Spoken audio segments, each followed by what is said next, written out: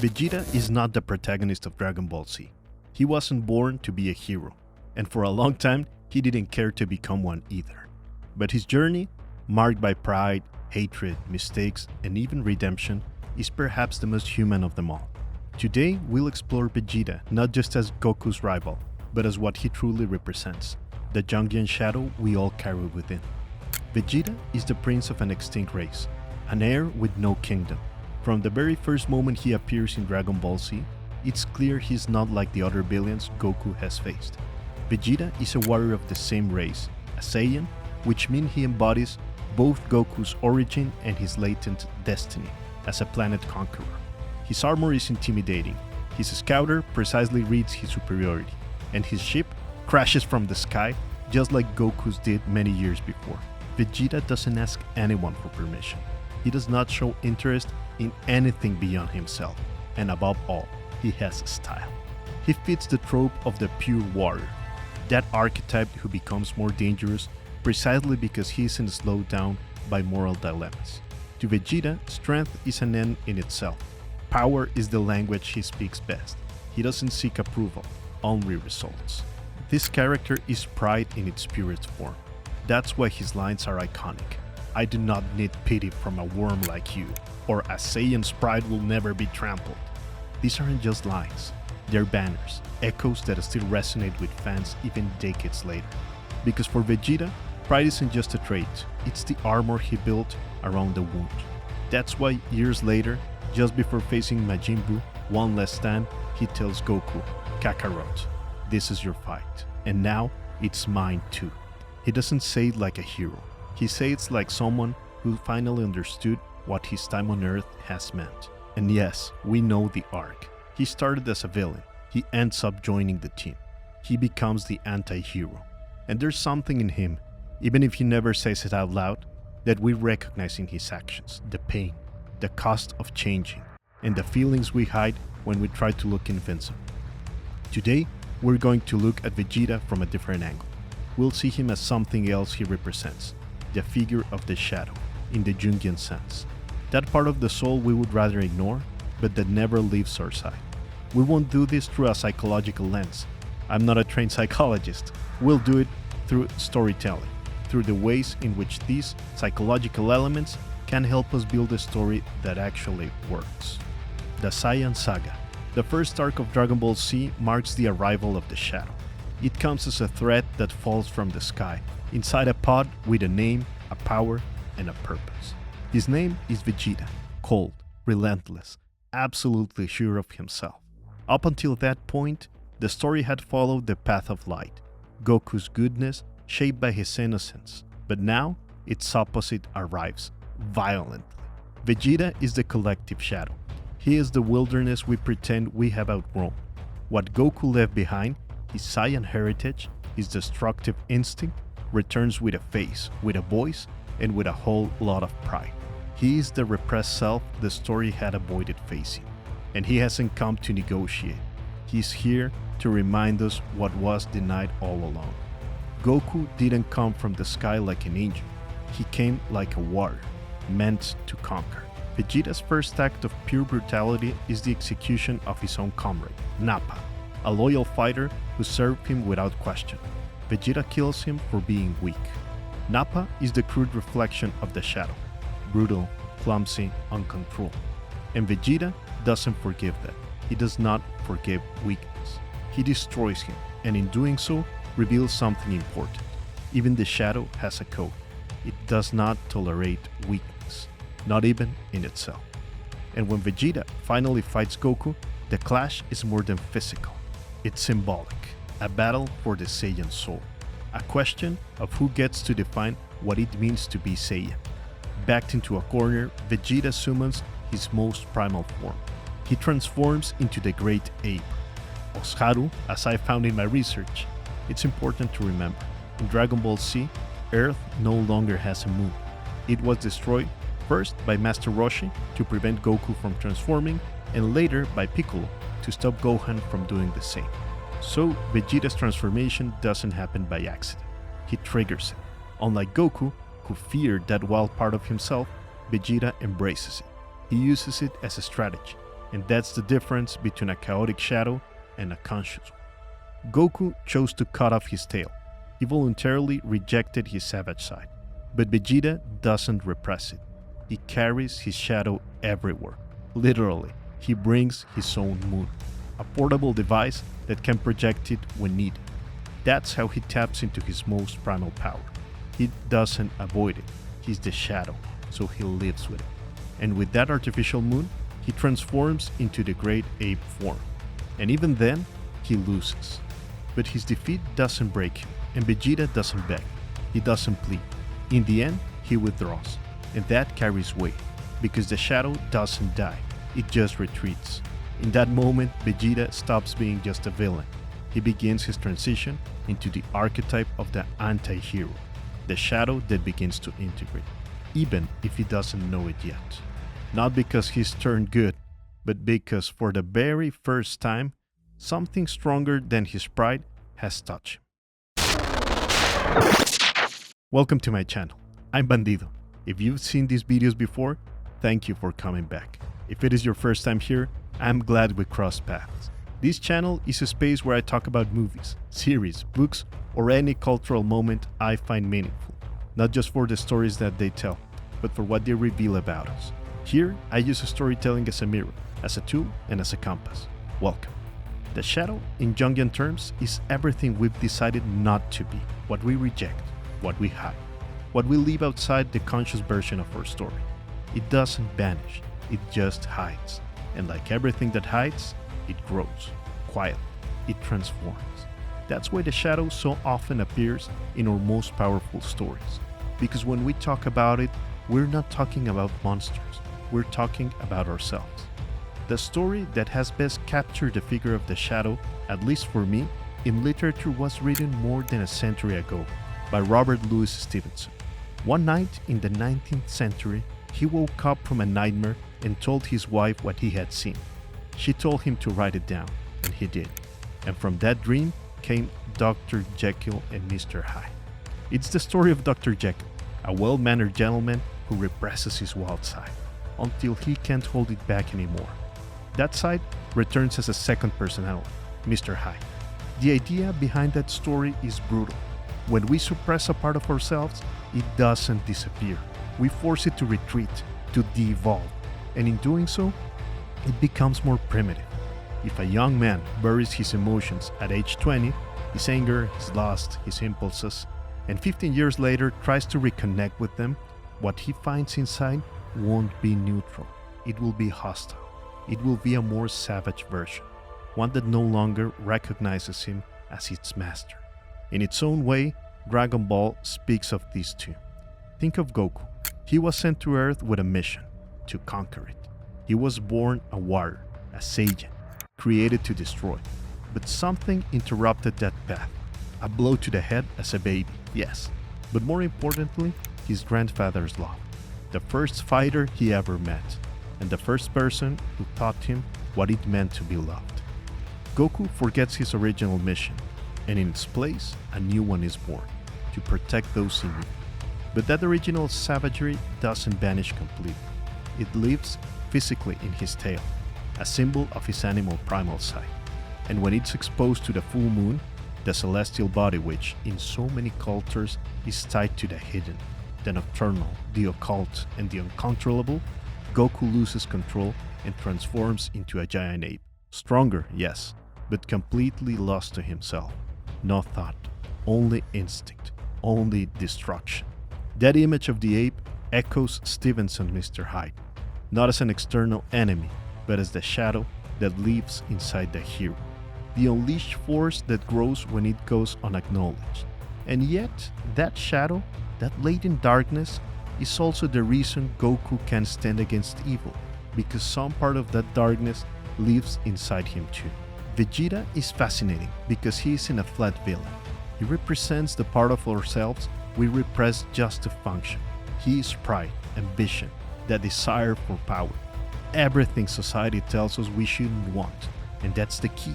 The shadow is not what you hate, it's what you've learned to hide. This is where Jung's psychology starts to make sense. Because at its core, the shadow is not evil, it's selfishness. It's power without concern for society's well-being. But that's not the same as power in the service of evil. It's the part of you that wants to take charge, to dominate, to control. But deep down, if you learn to see it, it doesn't want to destroy others, and even less to destroy you. It wants to protect you. Its job is to make sure you survive, to help you get what's best for you, even if it rarely goes about it in the right way. Vegeta, with all his sharp edges, doesn't stand for pure evil. In this saga, pure evil has another face, and that is Frieza. He's something else entirely, cold to the core, power without soul, and violence without question. Frieza is evil stripe of humanity. Vegeta is deeply human. He is flawed. He has contradictions. He's proud. And because of that, he is relatable. Vegeta is not the shadow we want to have. It's the shadow we already carry. And one day, if we truly want to grow, we will have to face him too. By the time we reach the Frieza saga, Vegeta is no longer the same man who landed on Earth. He has changed. Not completely, but enough. Enough for his shadow to no longer act out of conquest, but out of resentment. He hunts Frieza's soldiers, kills them without mercy. But now, something else drives him from within. The historical humiliation of his race. What once was raw brutality is now emotional revenge. A small shift, but a meaningful one. He is no longer fighting for power. He's collecting a debt. Vegeta becomes a vengeful shadow. Violent, yes, but now his violence is aimed at the oppressor, not at the innocent. He is no longer the impulsive killer. He starts negotiating, calculating, choosing. It's still Vegeta, still the shadow, but now with more options. And yet, something still owns him. Something still towers over him. And that something is Frieza. Despite all his pride, Vegeta trembles before him. He hates him with all his soul, but he cannot match him. And that's where the fracture appears, because the shadow, no matter how powerful, is still trapped by an ancient fear. The fear of a child who grew up under the gaze of a being greater than him. A gaze that wasn't divine, but infernal. And Frieza wasn't just his executioner. He was his inverted god, his Luciferian figure. Carl Jung wrote about fear blocking individuation, that when the shadow is afraid, it cannot integrate, because when it is afraid, it is serving someone else's will. And yet, Vegeta moves forward, in his own way. He allies with Krillin, with Gohan, with people he once despised, or at least he thought he despised. He starts to understand, slowly, reluctantly, that sometimes pride is useless. Sometimes the first step is survival. Vegeta still shows no kindness. What drives him is the emotional pragmatism. But it's something, a first pact with the light. And on top of all this, there's his obsession, to become a Super Saiyan. But Vegeta isn't looking for justice. He's looking to escape fear. He doesn't want balance. He wants control. He wants power that overrides the past. His path is misguided because he doesn't want to integrate the shadow. He wants the shadow to consume him completely. He doesn't want to be whole. He wants to be a god. And that is why he fails. Vegeta is killed by Frieza, and when his body collapses, what remains is not power. It is just the truth. Dying, he reveals to Goku that it was Frieza who destroyed their home planet. Frieza was the one who separated him from his own father, only to later murder him. Vegeta cries and begs Goku to defeat him, and for the first time, he tells his story. He speaks not as a prince, but as a son, as a child. In that moment, there is surrender, but there is also something way deeper, a handover. The shadow stops competing and takes one more step toward integration. Vegeta passes the Saiyan legacy to Goku. The shadow finally understands it doesn't belong in the center of the story, but without it, the story would be incomplete. In later versions of Dragon Ball, Frieza is given a chance at redemption, but in Dragon Ball Z, in the Frieza saga, and especially on Namek, Frieza doesn't represent nuance. He represents pure evil. He's a figure who takes pleasure in cruelty. His violence has no backstory, no dilemma. just the sadistic joy of domination. In his final form, there's even a kind of elegance, something Luciferian. His design is sleek, his voice is cold, his power feels effortless.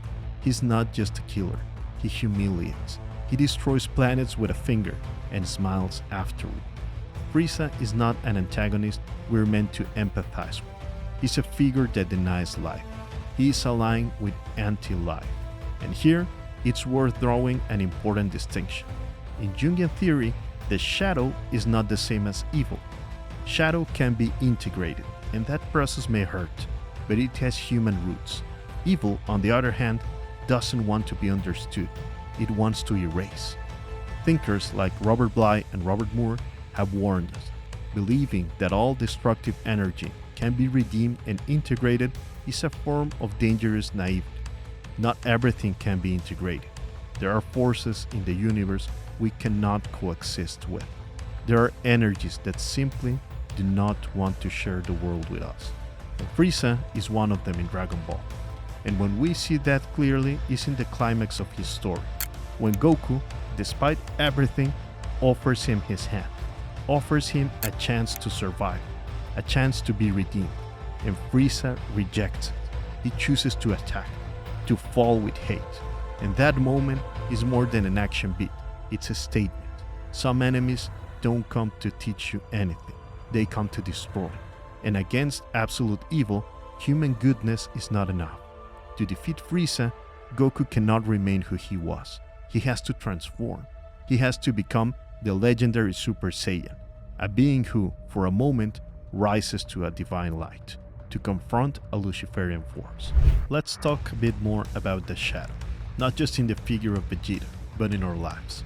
Because in the end, the shadow is not an abstract concept. It's what we carry every day without realizing it. It's what makes us react without knowing why. It's what we project onto others, when we're not ready to see it in ourselves. Robert Bly, a poet, psychologist, and author of a book called The Little Book of the Human Shadow, and one of the writers I quote often, spoke about this with brutal clarity. He said that we all project, and that when we do it, we hand over parts of ourselves to others without knowing. That happens when we cannot recognize something within and we stick it into someone else. For example, a man might project his spirituality onto a woman, and suddenly she becomes something sacred, but also untouchable. He might project his fragility, his madness, his tenderness, and she ends up carrying something that was never hers. On the other side, a woman might project her inner hero onto her partner, and now he feels he has to be noble, strong, unbreakable, but what about her? She loses touch with those qualities herself. In other cases, she might project her inner tyrant onto the man, her rigidity, and over time, he hardens without knowing why. This happens even with positive traits, especially the dangerous ones. Take the archetype of the giant. Bly mentions that many women hand their giant to a man. They give him their power.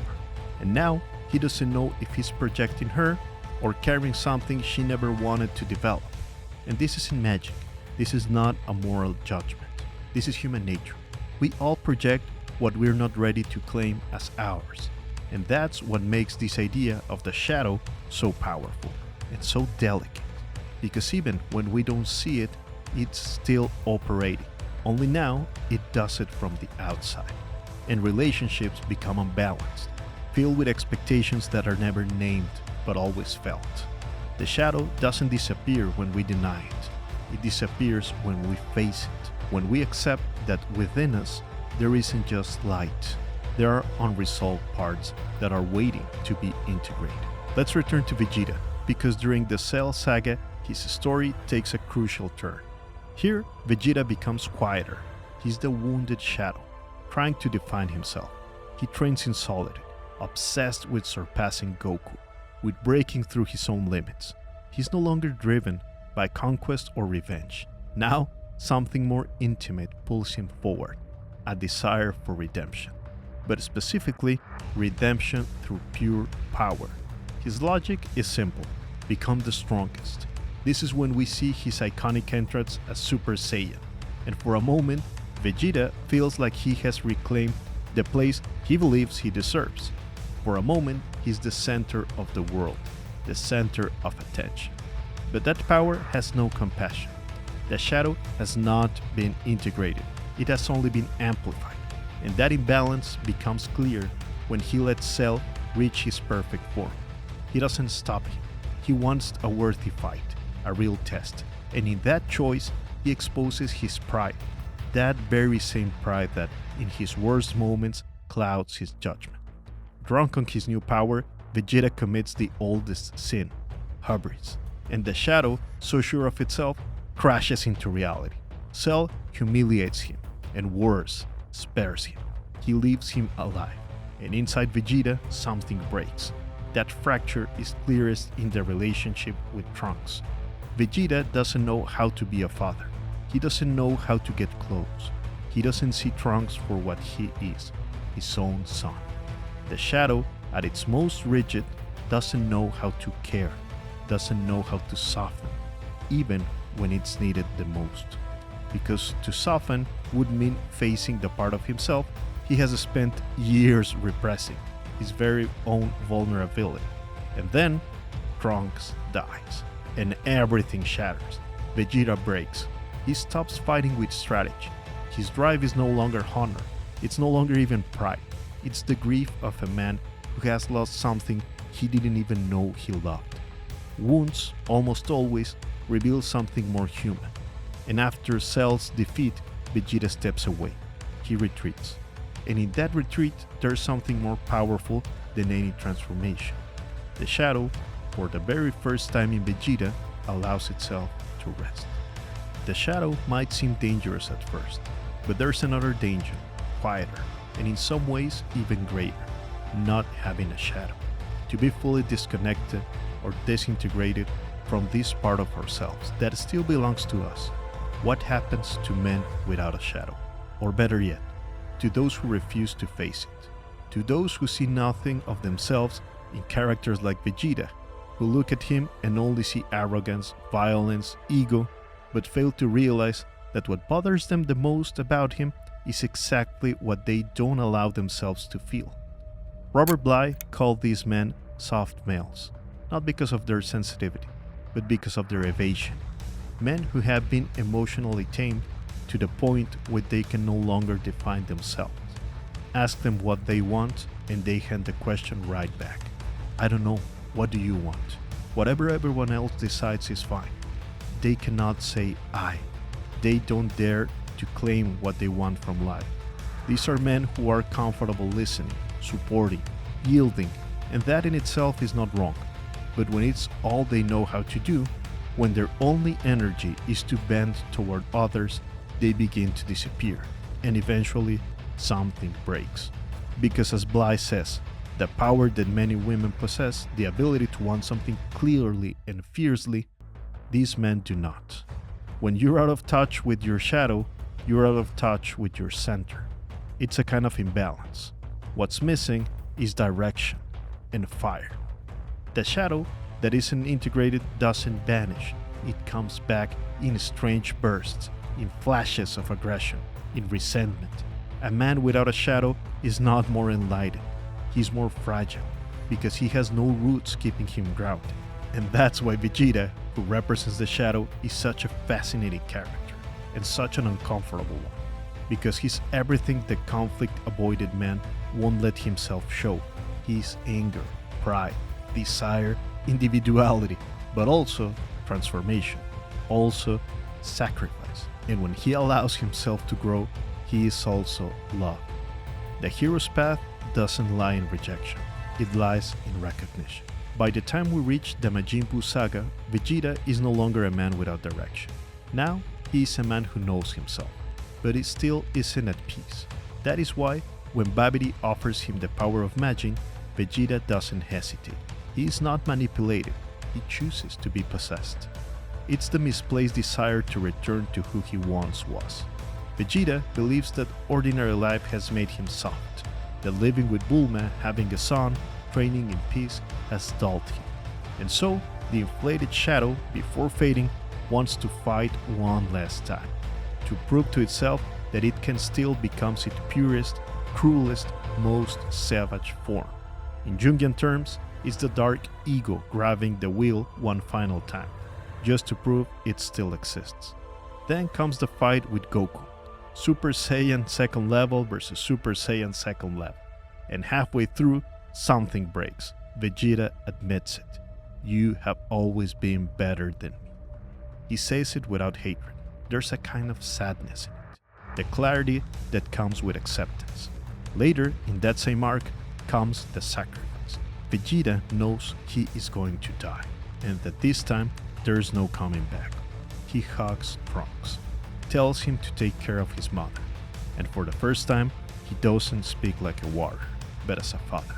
His self-destruction isn't a rejection of life, it's an act of love, the kind of sacrifice that can only come from love. And that, according to Carl Jung, is the highest form of redemption for the Shadow, when it's not defeated by another, but when it chooses out of compassion to let go of control. Of course, Vegeta returns. He's brought back to life, but he doesn't fight, he doesn't compete, he no longer needs to prove anything. By the end, he looks at Goku with different eyes, not as a rival, but as a reference point. And then comes the iconic scene, when Vegeta says to Goku, "You're number one."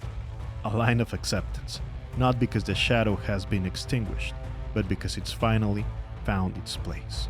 To find our shadow, you can use hatred as a guide, because it's hard for us to see our own shadow directly. But there's one unmistakable signal, something that almost never fails. When someone shows up and we cannot stand them, and we don't even know why.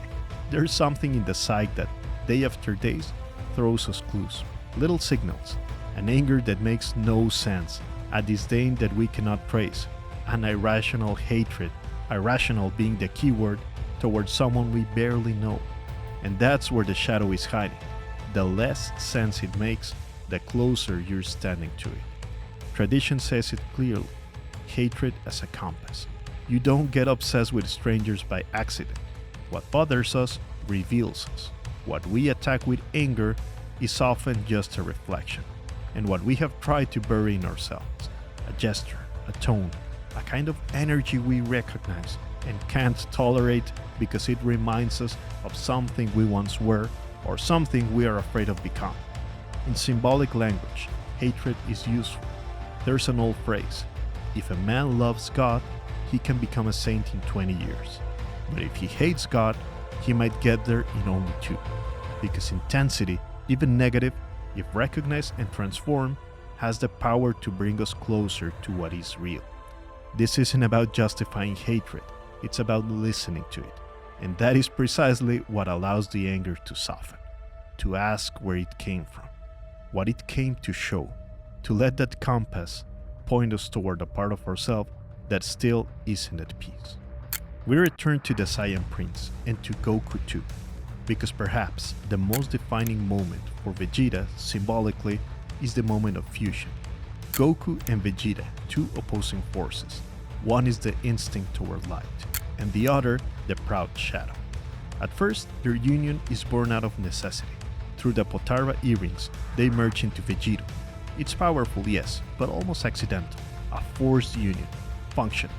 But then, there's another version, one that is more conscious, and with far more symbolic weight, Gogeta. This fusion doesn't rely on a magical item. It demands something far more difficult for a warrior, to dance.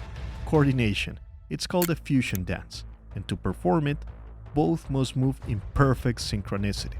Goku has to lead, and Vegeta has to trust. And when they succeed, integration appears. Gogeta first shows up when they face Janemba, a demon made of pure evil. And it is important to note, Janemba was created as a byproduct of a machine that purified souls. He is literally composed of the dark parts that lingered in the system. It's no coincidence that only when Goku and Vegeta fuse, when the hero embraces his shadow and the shadow accepts its humanity, that they are able to face, for the very first time, evil full incarnate. And here, the Jungian reading reaches its peak. Goku represents the conscious self, light, ethics, detachment, and Vegeta is the shadow, pride, anger, unresolved history, and Gogeta is the integrated psyche. The being has reconciled its extremes. Fusion doesn't erase their differences. It doesn't turn Vegeta into Goku or the other way around. It forces them to coexist in one body and to use the best of both. This, in Jungian terms, is individuation, the process by which a person accepts their shadow and breaks it into the whole. Without that integration, the self is incomplete. But with it, you become who you truly are. Gogeta isn't just a narrative device. He's the symbol of inner balance finally achieved. In her psychological research, Marie-Louise von Franz says it clearly. A person who has worked with their shadow becomes denser, more present, a little deeper, because there's something in them that has been to the bottom and returned. That kind of person doesn't need to assert themselves. Others grant them authority naturally, like when a teacher walks into a classroom and without raising their voice, everyone goes quiet. That respect doesn't come from fear. It comes from a visceral knowing, even if they cannot explain it, that this person does not hide their darkness. They honor it. And one more thing happens when the shadow has been integrated. A sense of humor appears. The kind of humor that comes from having been in the dark and still learning how to laugh. Dragon Ball always understood this. Even in battles, when the universe is at stake, there are absurd gestures. There are jokes, because the soul, when it's whole, knows how to laugh. And that's why fusion is more than just a transformation. It's the ultimate sign that true power doesn't lie in choosing between light or shadow, but in learning how to navigate both. At the end of Dragon Ball, Vegeta joins the side of the heroes. He learns how to live alongside others, how to protect, even to love in his own way. He marries Bulma, the other figure alongside Goku, who has been part of Dragon Ball since the very beginning. And that's no small thing. Bulma was Goku's first latent love when they were just kids. And in the end, it's Vegeta who builds a life with her, a home and a family. There are narrative theories. Many of them say that the true protagonist of a story is the one who changes the most. The one who by the end is capable of making a decision that would have been impossible at the beginning of the story. And if we look through that lens at Dragon Ball, Goku doesn't really change. He's always pure, always noble, always fighting for the others. But the strongest narrative arc in Dragon Ball, the character who transforms the most through the entire series, that is Vegeta. His story at its core is a story of redemption. In our time, yours and mine, a single mistake can feel irreversible. One wrong move and we reduce someone to their worst moment. That's the spirit of our age, that's our zeitgeist. But in the world of myth, and in the world of Dragon Ball Z, redemption is always possible. It's always human, and it's a constant in the series. Yamcha, Piccolo, Tenshin Han, Majin Buu, they all started as villains. They all made mistakes. They all caused harm, and every single found a new chance on the side of the heroes. But among them all, no one's transformation is as deep as Vegeta's, the prince with no kingdom. The one who, against all odds, came to understand that true strength is the kind that you share. And that's why his story stays with us. Not just for the fights, not just for his unforgettable lines, not just for his style. It stays because it reminds us of something way deeper. Something that doesn't depend on trends, platforms, or algorithms. The world doesn't belong to those who never fail. It belongs to those who dare to stand back up and fight again. Dragon Ball Z is, above all, a story that reminds us of a very old truth.